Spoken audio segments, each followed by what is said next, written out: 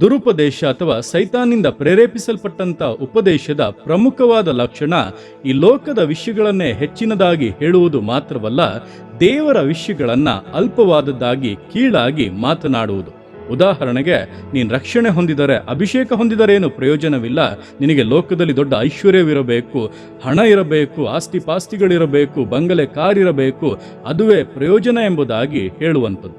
ಆದರೆ ಇಹಲೋಕದ ಎಲ್ಲ ಕಾರ್ಯಗಳನ್ನು ಒಟ್ಟಿಗೆ ಸೇರಿಸಿದರೂ ಅದು ರಕ್ಷಣೆಗೆ ಸಮನಾಗುವುದಿಲ್ಲ, ಅಭಿಷೇಕಕ್ಕೆ ಸಮನಾಗುವುದಿಲ್ಲ.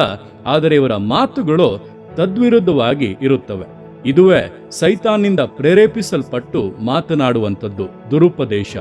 ದೇವರ ವಿಷಯಗಳನ್ನು ಯಾವಾಗ ಕೀಳಾಗಿ ಮಾತನಾಡಿ ಲೋಕದ ವಿಷಯಗಳನ್ನೇ ಹೆಚ್ಚಾಗಿ ತೋರಿಸುತ್ತಾರೋ ಆಗ ಎಚ್ಚೆತ್ತುಕೊಳ್ಳಿ, ಅದು ನಿಮ್ಮನ್ನು ಲೋಕದ ಆಶಾಪಾಶಗಳಿಗೆ ಒಳಪಡಿಸಿ ಸೈತಾನಿಗೆ ಅಧೀನಪಡಿಸಿ ನಾಶನಕ್ಕೆ ದೊಬ್ಬುವಂಥದ್ದಾಗಿದೆ.